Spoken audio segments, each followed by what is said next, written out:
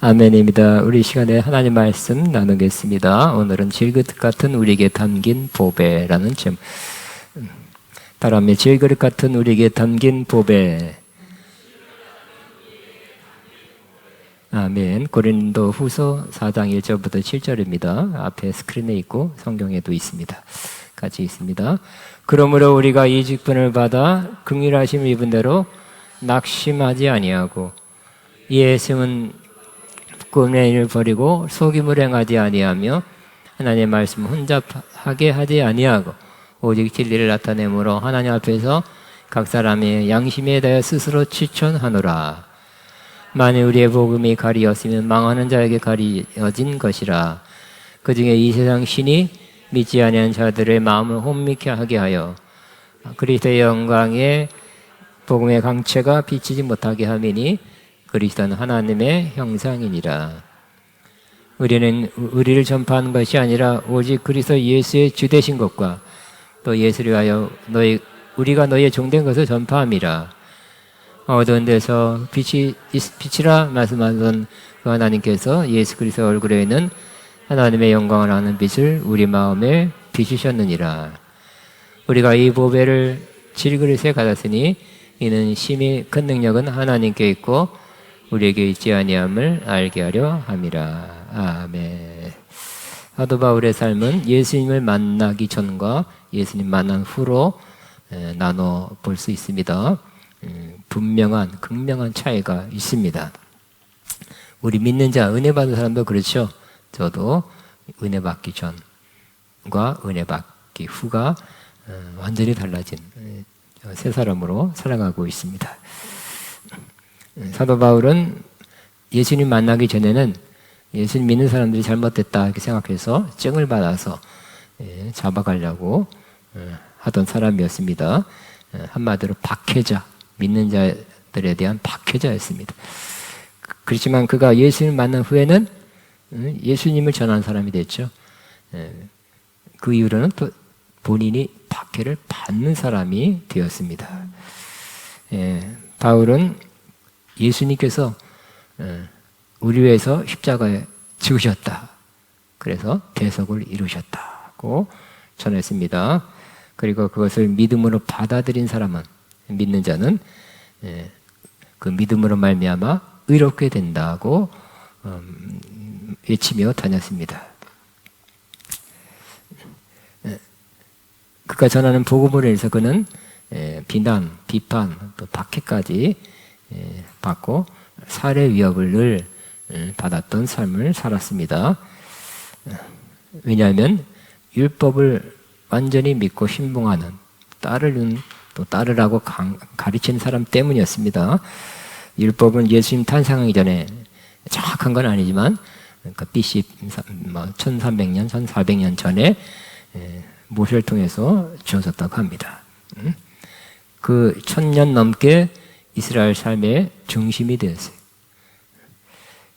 지키려고 백성들이 노력했습니다. 또 율법을 지켜서 의롭다한 하나님과의 바른 관계에 맺어냈고 또 율법을 지키면 복이 있을 것이라는 그 율법 자체, 말씀 자체의 것을 믿고 율법을 지킴으로 복을 받으려 했습니다. 그렇지만 반대도 있죠. 율법을 어기면 해를 받고 또 저주를 받으라는 말씀도 있었습니다. 그래서 율법을 다 지켜 복을 받는 사람, 의롭다함을 받은 사람은 나오지 않았고 한결에도 틀린, 잘 못 지킨 사람들은 많이 나오게 됐습니다. 그래서 다 의롭다 하심에서 탈락했고 저주를 받을 대상이 되었던 것입니다. 그러나 사도 바울은 그처럼 사람이 율법을 지켜 의롭다함을 받을 수 없다고 전했고 오직 예수 그리스도를 믿는 믿음으로 의롭다함을 받는다고 전파했습니다. 그러니까 뭐 이렇게 쉽게 가르치냐, 우리가 얼마나 귀하게 여기고 존중하고 의식하고 있는 이 율법을 놔두고 예수님 믿으면 의롭다함 받는다고 잘못했다고 그렇게 비판을 받았던 것입니다. 그러나 하나님께서 이렇게 바울을 통해서 말씀하셨죠. 오직 나의 의는 믿음으로 말미암아 살리라. 한번 따라합니다. 오직 나의 의는 오직 의는 믿음으로 말미암아 살리라. 아멘. 사도 바울은 3장만 보더라도 굉장한 진리가 거기에 있습니다. 옛 언약 안에서 주어진 율법과 새 언약 안에서 주어진 복음의 차이를 설명하고 있습니다. 왜 본인이 복음을 받아들였고 변화됐고 복음을 전하는지를 설명하고 있습니다. 율법에 비해서 율법도 하나님의 뜻이라는 것은 알아요. 그렇지만 그보다 율법이 할 수 없는 것을 복음이 해준다는 거예요. 너무나 큰 차이가 있다고 말씀하고 있는 것입니다. 복음은 큰 우리에게 유익이 있다고 말씀하고 있습니다. 복음은 우리를 살린다 그랬죠. 그러나 율법은 그 자체는 좋지만 우리가 못 지키기 때문에 결과적으로는 죽이는 것이다. 고 아주 신랄하게 기록하고 있습니다. 또 율법은 모세에게 하나님이 돌판에 써서 문자로 써서 주셨습니다. 그렇지만 이 복음은 그걸 또 우리가 카피하고 이렇게 필사해서 그걸 외우고 지키려고 노력하는 것이 아니라 하나님이 영으로 우리 심령에 써 주신다는 것입니다. 새 언약이죠. 새 언약에 여러 가지 언약 내용이 있는데 그 중에 하나가 하나님의 말씀을 그 마음의 생각에 써 넣어 주실 것이다 라고 약속하고 있습니다. 결국 율법은 죽이는 거지만 복음은 살리는 것이다 라고 말씀하고 있습니다. 또 이 새 언약의 일꾼된 자기는 율법을 가지고 전하고 가르치는 것이 아니라 성령으로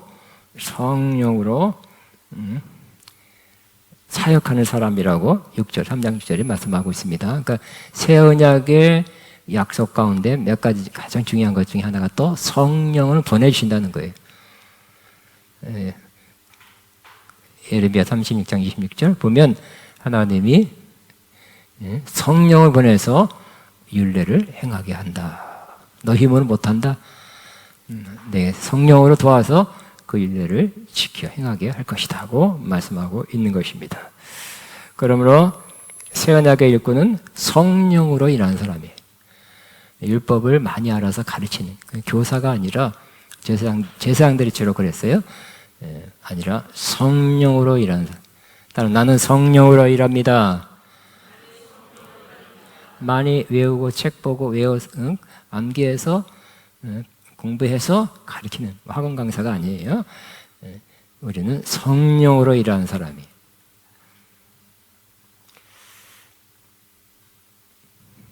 율법은 죄를 깨닫게 하는 역할을 하죠.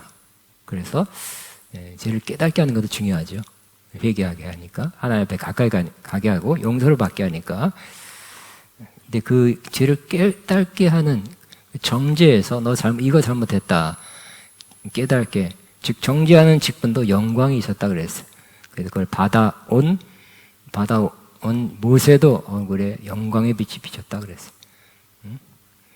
그렇지만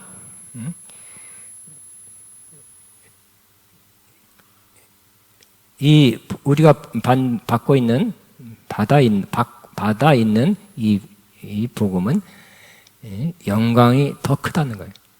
그리고 이 율법은 짧은 시간 한시적으로 필요한 그러한 율법이었다면 이 복음은 길이 유효한 그런 복음이라고 말씀하고 있습니다. 그런데 이스라엘 백성들은 아직도 얼굴에 수건이 덮여있어서 깨달지 못한다는 거예요. 진리를 보지 못한다고 그랬죠. 사실 이 율법 안에도 눈이 뜨여지면 성령이 함께하고 눈을 열어주시고 빛을 비춰주면 그 안에 뭐가 있는 것을 알게 돼요? 구약 안에 예수님이 있다는 것을 예수님이 이렇게 살짝 가려 있다는 것을 알게 되는 것입니다. 그래서 구약에 나타난 예수 그리스도 엄청나게 많습니다. 사실 처음부터 끝까지 수건으로 가려지게 되면 못 보는 거라고 말씀했습니다. 근데 이 수건도 누구든지 율법에 아주 찌든 사람이라 할지라도 주님 앞에 나가면 벗겨지리라, 벗겨지게 된다고 말씀합니다. 지금도 그렇죠. 많은 유대인들이 율법으로 살지만 그 중에 예수님을 영접하는 사람, 이스라엘 내에서는 좀 힘든 것 같아요. 소수밖에 안 나오지만 지금 미국에는 700만의 유대인이 있어요. 많은 해외에 살다 보니 교회를 가게 되거나 믿는 크리스찬을 접해서 복음을 받아들인 사람들이 있습니다. 그걸 갖다가 메시아닉 주라고 합니다. 메시아닉 주. 그들은 율법으로 살았지만 어렸을 때부터 예수님을 영접한 사람들, 복된 사람이죠. 그런 사람이 어느 정도 있습니다. 이 새 언약 안에는 성령을 약속하셨다 그랬죠. 성령을 보내주실 것이다.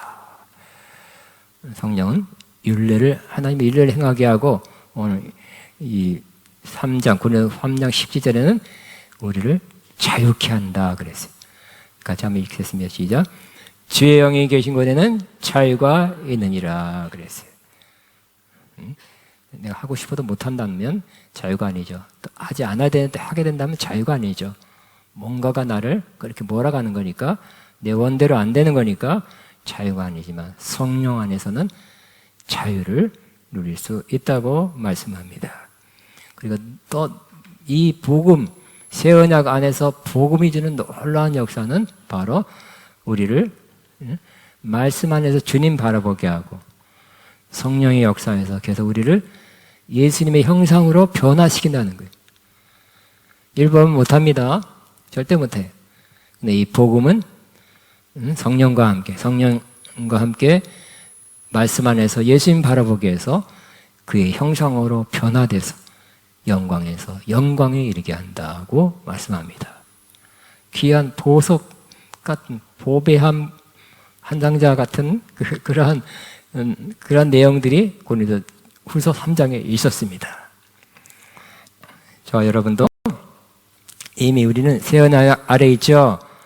새 언약 아래 있게 앞서서 기도할 필요가 없어요. 이미 있습니다. 예수 믿는 사람들은. 그 때문에 이 복음으로 말미암아, 하나님 말씀으로 말미암아 더욱 자유롭게 되기를 바랍니다. 더 계속해서 주님의 형상으로 변화되기를 바랍니다.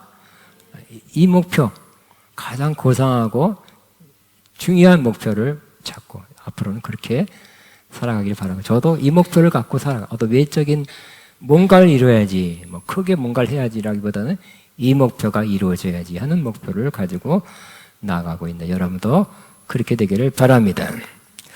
오늘 4장에서는 사도 바울이 참 복음의 일꾼, 새 언약 안에서 참 복음의 일꾼은 어떤 마음 자세를 가지고 사는지, 또 어떻게 사는지에 대해서 우리에게 잘 보여주고 있습니다. 그래서 율법을 믿고 율법을 전하는 사람과 어떻게 다른지, 그들의 삶이 어떻게 다르고 어떻게 사역이 다른지를 설명해주고 있습니다. 첫째는 이 복음을, 새 언약 안에서 복음을 전하는 사도 바울은 하나님의 긍휼하심으로 부름받았다. 그리고 낙심하지 않는다라고 고백하고 있습니다. 사도 바울은 많은 비난받았다 그랬죠. 저 사람이 정말 사도인가? 핍박자였는데, 예수님 잡아가는 사람이었는데, 그 사도라는 것에 대한 의구심을 항상 꼬리표처럼 달고 다녔습니다. 그래서 예수 그리스도의 종된 사도로 부름받은 나 바울은 편지를 쓰노니, 앞에 서두가 꼭 그래요. 사도다. 주님이 나를 직접 만나셨고 직접 사도로 불렀다고 고백하고 있습니다. 부르심에 대한 확신이 있어요. 저와 여러분도 부르심에 대한 확신이 있다면 또 분명한 인생을 살게 될 것입니다. 나는 구원받았다. 이것도 그저 큰 불. 나는 이 세상에서, 타락한 이 세상에서, 심판받은 이 세상에서 난 건짐을 받아 하나님의 자녀로 부름받았다. 이것만 해도 큰 부르심이, 큰 소명이에요. 나는 어떠한 일을 하도록 부름받았다. 어떻게 살도록, 하나님의 자녀로 살도록 세상의 빛이다, 세상의 소금이다 하는 것도 큰 부르심이에요. 어떤 직분도 부르심. 우리도 사도는 아니지만 우리도 부르심 받았다는 거. 그냥 잘 살아봐라, 알아서 잘 살아라, 이렇게 하나님이 우리 이 땅에 보낸 것이 아니라 하나님이 이 땅에 어떻게 살아라, 어떤 모습을 살아라, 뭘 하며 살아라 하고 우리에게 부르심을 주신 것입니다. 확신하길 바랍니다. 그렇기 때문에 부르심을 확신하기 때문에 또 이 부르심이 내가 뭐 똑똑해서 잘나서가 아니라 하나님의 긍휼하심으로, 자기 원래 죄인이고 박해자 있지만 하나님의 긍휼하심으로 불러줬기 때문에 이거는 나의 나 된 것은 다 하나님의 은혜입니다. 고린도전서 15장 10절에 그렇게 고백했어요. 하나님의 은혜로 나 같은 죄인이 부름받아 사도로 사역하게 된 것, 정말 전적으로 100% 하나님의 은혜입니다 라고 고백했고요. 그 다음에는 그 비난, 뭐 여러 가지 박해, 여러 가지 위협도 있었지만 낙심하지 않는다 그랬어요. 부르심이 확실하기 때문에, 자격 없는 사람 불러줬기 때문에.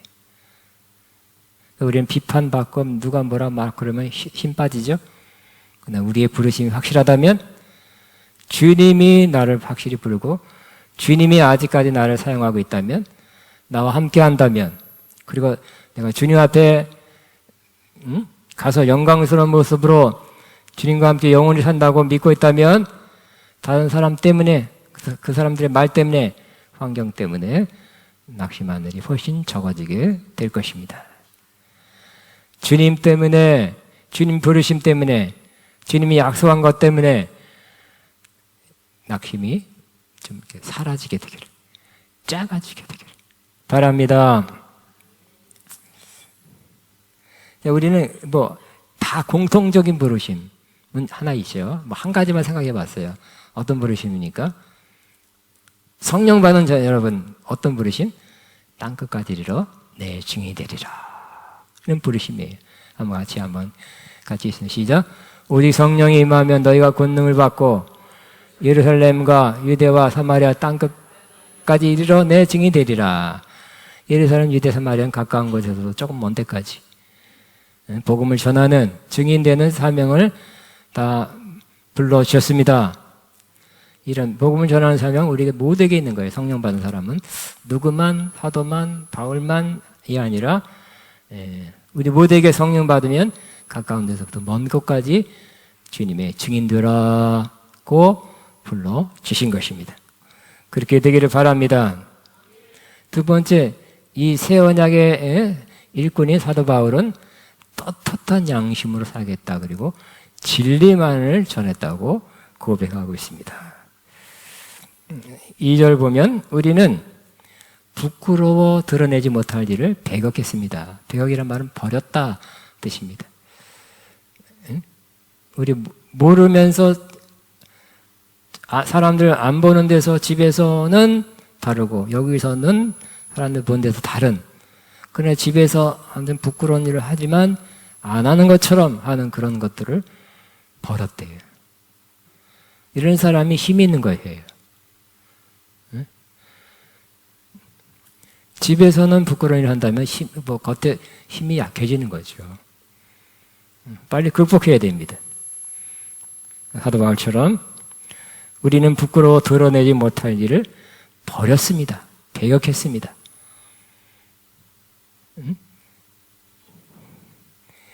그런 숨겨진 일이 있다면, 그럼 하고 있다면 빨리 버려야 할 것입니다. 그 다음에 사도 바울은 또 어떻게 고백하냐면 2절에 우리는 간교하게 행하지도 않고 하나님의 말씀을 왜곡하지도 않습니다. 그래서 간교하다는 것은 좀 이렇게 역시 속이는 거죠. 그래서 율법주의자들처럼 거룩하고 막 겉에 볼 때는 거룩하고 뭐 음식도 바리새인들 일주일에 2번이나 했어요. 기도도 많이 하는데 사람은 본 앞에서 해, 꼭 하면. 큰 소리를 막, 내가 기도하는 거 들으라는 식으로 합니다. 근데 예수님은 그렇지 않았죠. 골방에서 은밀하게 하나님께 기도하라 그랬어요.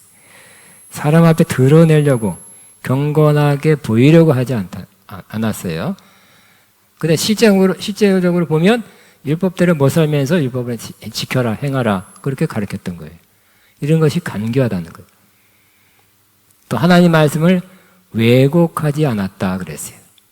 왜곡이란 말은 어떤 물질에다 다른 물질 섞어서 이상하게 만들어버리는 거예요. 좀 다른 물질을 만든다는 뜻에서 왔다고 합니다. 하나님 말씀 이상하게 해석해서 그 원뜻하고 좀 달라지게 하는 그러한 사람도 아니다라고 말씀하고 있습니다. 우리도 이처럼 되기를 바랍니다.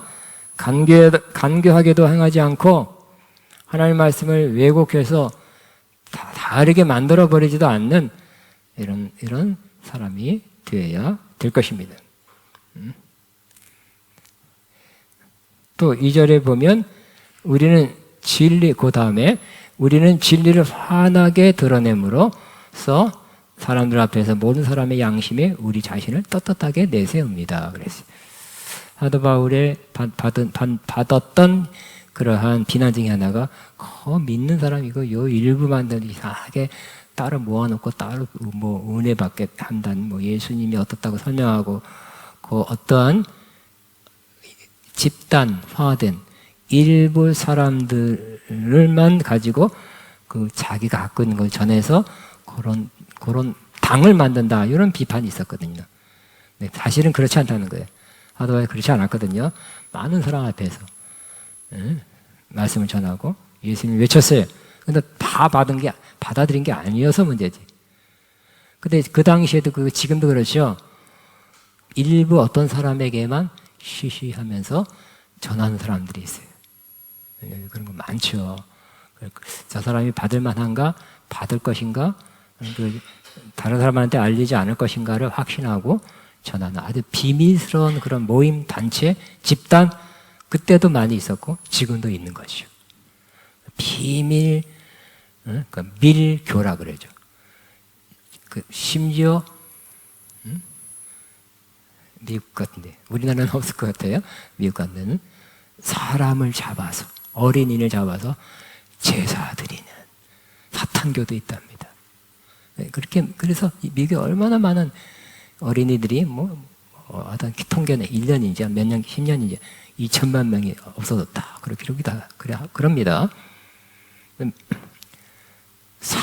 비밀스럽게 비밀스럽게 자기들끼리만 뭘 나누고 진리라고 가르치고 너만 알아라.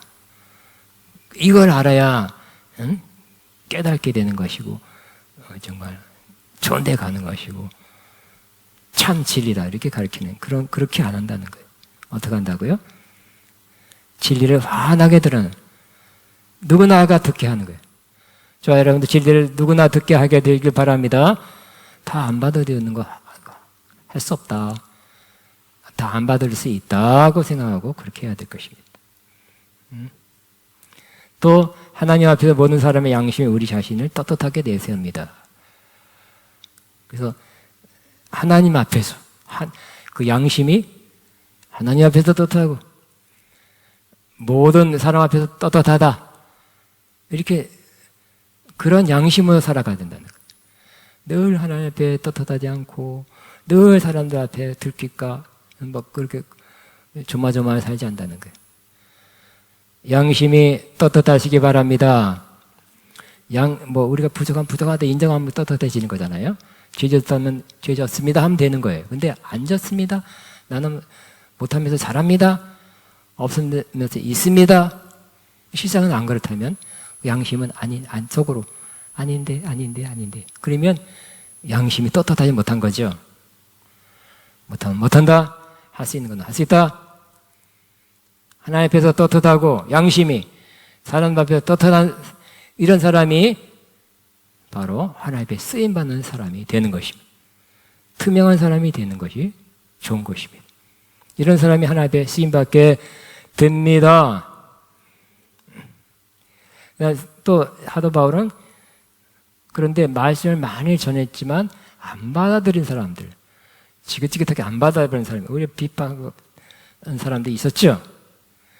그러면 사도 바울이 그렇게 고난과 박해를 무릅쓰고 복음을 전했지만 받아들이지 않는 사람은 왜 그런가에 대해 설명하고 있어요. 바로 그 원인은 이 세상 신이 사람들의 마음을 혼미케 해서 그렇다고 아마 주님으로부터 받아서 여기 기록한 것 같습니다. 그래서 이 세상 신은 사탄 마귀죠. 이 세상이라는 어떤 세계가 있어요. 이 세상 말세다는 그런 세상이에요. 이 세상 신인 사탄 마귀가 사람들 마음을 혼미케 한다 그랬어요. 그래서 뭔가 제대로 듣거나 제대로 알지 못하게 하는 거예요. 우리가 이제 가나다라 했는데 가나다마 이렇게 했대. 그런 식으로 뭔가 제대로 듣지도 않고 아예 들으려지도 않고 아예 그런 소리 하지 마. 들어도 못 깨달은 사람들 많이 있답니다. 그래서 뭘 그들이 들어야 되냐? 모든 사람이 뭘 들어야 돼요? 한번 4절 같이 읽습니다. 시작. 이 세상의 신이 믿지 아니한 자들의 마음을 어둡게 하여서 하나님의 형상이신 그리스도의 영광을 선포하는 복음의 빛을 보지 못하게 한 것입니다. 그래. 그 이 세상 신이 마음을 어둡게 했다. 여기 혼미케 했다. 세 번역은 어둡게 했다. 그래서 하나님의 형상인 예수 그리스도의 영광을 선포하는 복음의 빛을 보지 못하게 하는 거예요. 이야, 복음의 빛. 나를 위해서 십자가에서 예수님이 십자가에 못 박혔네 하고 마음으로 보는 거. 그러면 구원이죠. 그걸 못 보게 한다는 거예요. 그래서 최선을 다해서 공을 들여서 기도하고 힘들여서 돈 들여서 복음을 전하지만 안 믿는 사람들 많이 나오면 낙심하지 않는다는 거예요. 왜 우리 낙심하기 쉬워요? 결과가 없을 때, 성과가 별로 없을 때. 왜냐하면 낙심하지 않는 이유는 저들이 그렇게 내가 최선을 다하고 기도하고 최선으로 말씀을 전하고 사랑을 쏟고 정성을 들였는데 안 믿은 것은 이 세상 신이 믿지 않는 사람들의 마음을 어둡게 해서 혼미케 해서 하나님의 형상이신 그리스도의 영광을 선포하는 복음의 빛을 보지 못하게 해서 그렇다. 콕 찍어서 진리를 나누고 있습니다. 그러므로 우리는 최선을 다해서 전파하시기 바랍니다. 복음을 전도하시기 바랍니다. 끝까지 안 믿는 사람 때문에 여러분이 그 일을 못하겠다 이제는 낙심하지 않게 되기를 바랍니다. 왜냐하면 여러분이 뭘 못해서라기보다는 그 사람에게 문제가 있어서 그렇다고 생각하면 낙심하지 않게 될 것입니다. 그 다음에 사도 바울은 자기는 자신을 전파하는 것이 아니라 예수님의 주되심을 전파하고 있다고 고백합니다. 사도 바울이 전하는 대상 분명했습니다. 그는 첫째는 자신을 전하지 않았다 그래요. 타이틀 계속 비춰주세요.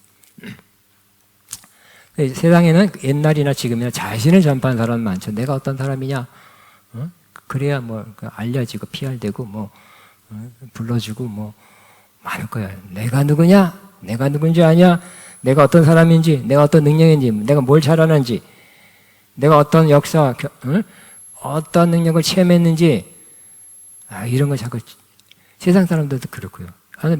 주 안에 있는 사람도 그런 사람 꽤 있어요. 여러분, 나를 드러내고 나를 알리는 사람은 땡입니다. 주 안에서는 땡이에요. 저와 여러분도 자신을 전파하는 것이 아니라 오직 예수님의 주되심을 전파되기를 바랍니다. 그냥 나는 종이고요. 그냥 나는 심부름꾼이고요. 그냥 전달자예요. 그래야 돼요. 자기는 사도 바울은 확실하게 나는 나를 전하지 않는다. 훌륭한 종의 모습이에요. 근데 꽤 일부 사람들은 자기 자신이 어떤 사람인지를 전하는 사람 꽤 많죠. 불편해.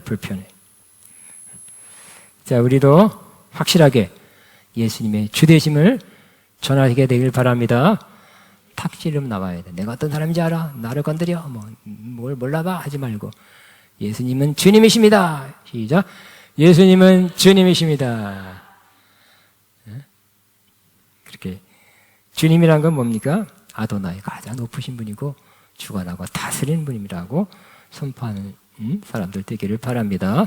그리고 또 하나, 자신은 너희들의, 그 고린도 교회 보내는 서신이기 때문에 고린도 성도들의 종입니다. 난 당신의 종이에요. 이거 말하기 어렵죠, 그죠?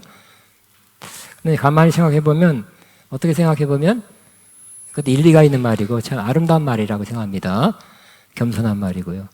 우리도 다 그거 경험했어요. 애를 키울 때, 애가 어릴 때는, 응애야, 젖 갖다 주고, 우유 갖다 주고, 뭘 갖다, 응애하면 기저귀 갖다 주고, 하여튼, 한동안 어린 아기 때문에 어린 아기의 종로를 하셨죠? 하셔야만 돼요. 그래야 얘가 어느 정도까지 커. 종처럼 행했던 때가 있죠. 왜요? 사랑하기 때문에. 왜요? 꼭 필요하기 때문에. 그처럼 이 고린도 교회를 향한 사도 바울의 마음은 나는 당신들의 종입니다. 이렇게 고백하고 있어요. 주의 종을 몰라봐. 이렇게 말하지 않고요. 난 당신들의 종입니다. 참 좋은 고백이라 생각해. 아름다운 고백이라 생각해. 그래야 성도들은 아무래도 어린 수준의 마음이 많이 머물고 있거든요. 그래야 돼. 그런 게 필요해요. 그 다음에 사도 바울은 예수 그리스도의 얼굴에서 하나님의 영광을 아는 빛을 비춤받은 사람이다. 그래도 나는 어떤 사람이냐? 하나님이 나에게 하나님의 예수 그리스도의 얼굴에서 하나님의 영광을 아는 빛을 비춰서 알게 된 사람이라고 고백합니다. 내가 옛날처럼 공부를 많이 해서 책을 많이 알아서 논문을 많이 읽어서 무슨 학술 세미나를 많이 가서 내가 획득한 것이 아니라 하나님이 예수님을 알게 하고 예수님을 잘 연구하다 보니 예수님을 잘 묵상하다 보니 성경에서 예수님을 계속 보니 하나님의 영광을 아는 빛을 거기서 또 계속 비치음 받았다는 것입니다. 하나님의 은혜입니다. 자, 우리 다시 한번. 근데 어떻게 그랬냐? 비유로 그 다음 성경 말씀 보면 6절에 보면 같이 있습니다.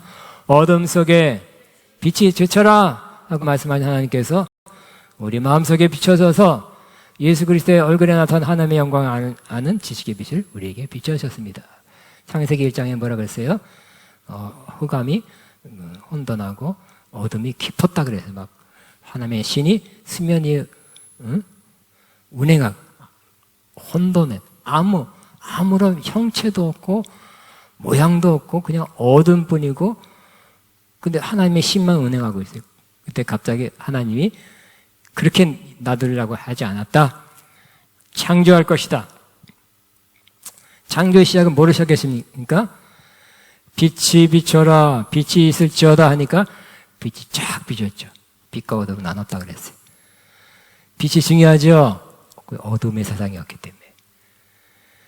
그런 것처럼 이 빛이 창조 때에 처음 나타나서 빛과 어둠을 나눴듯이 하나님의 빛이 그 사도 바울에 또 우리 믿는 자에게 심령에 비춰서 뭘 알게 돼요? 밝으니까 보게 됐어요. 예수 그리스도 얼굴에 나타난 하나님의 영광을 아는 지식의 빛을 우리에게 비춰주었다. 그때는 빛은 진짜 빛일지 모르지만 지금 우리가 우리가 비춤받은 빛은 영적인 빛입니다. 하나님의 빛입니다. 그 빛이 있어야 예수님 말고 하나님의 영광을 알게 되는 것이. 그래서 어려운 말로 신학적으로 조명이라고 해요. 조명.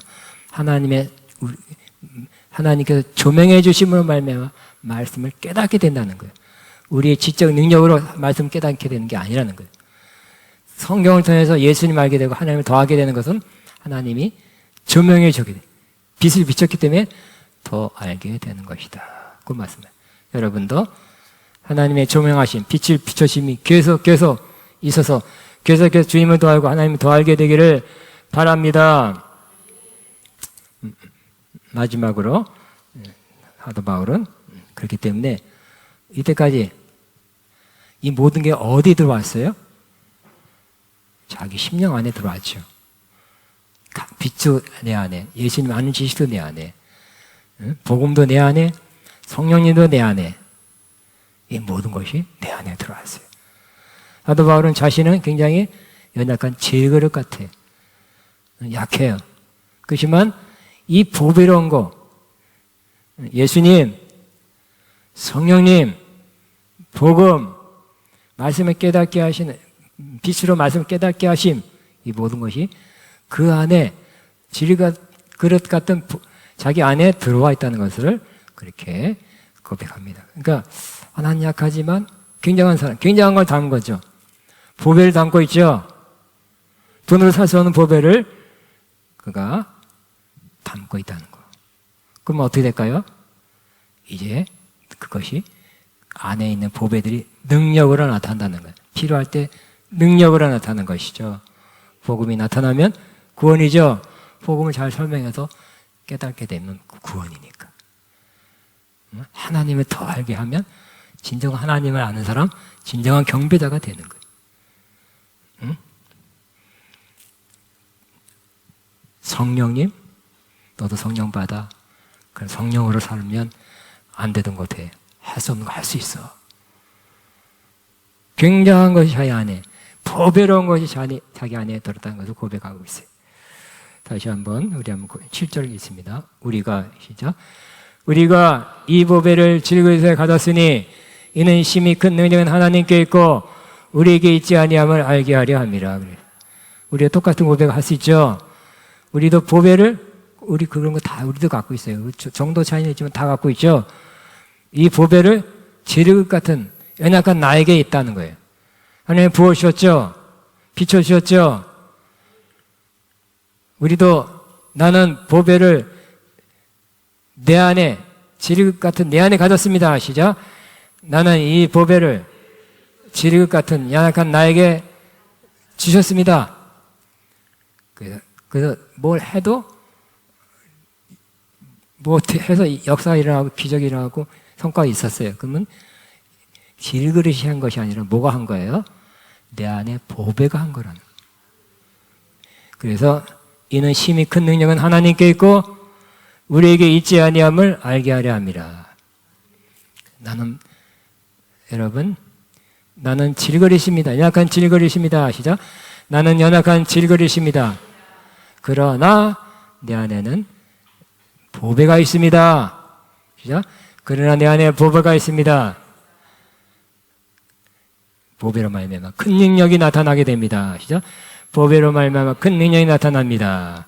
항상 깨닫고 있는 것은 그렇게 영능이 나타나고 역사가 일어났어도 열매가 있어도 이것은 내 능력이 아니라 하나님이 주신 거고 여전히 하나님께 속한 것입니다. 나는 나타나게 했을 뿐입니다. 그렇게 사시길 바랍니다. 그럼 계속 나타나요. 내가 했어요. 나야 나. 그러면 이상하게 안 나타나요. 우리는 사도 바울도 복음 때문에 인생이 변했고 삶이 변했고 삶의 열매가 변했고 많은 하나 앞에 상급받을 많은 일을 하고 주님 앞에 갔죠. 우리 똑같이 할 수 있습니다. 우리 학력, 체력, 100돈이 아니라 우리 안에 있는 보배 때문에 할 수 있다. 그 보배가 나타나게 하시기를, 표현되기를, 발휘되기를, 그래서 많은 하나님의 능력의 역사가 나타나기를 주여 여러분 축복합니다. 주여 기도합니다. 주여 감사합니다. 감사.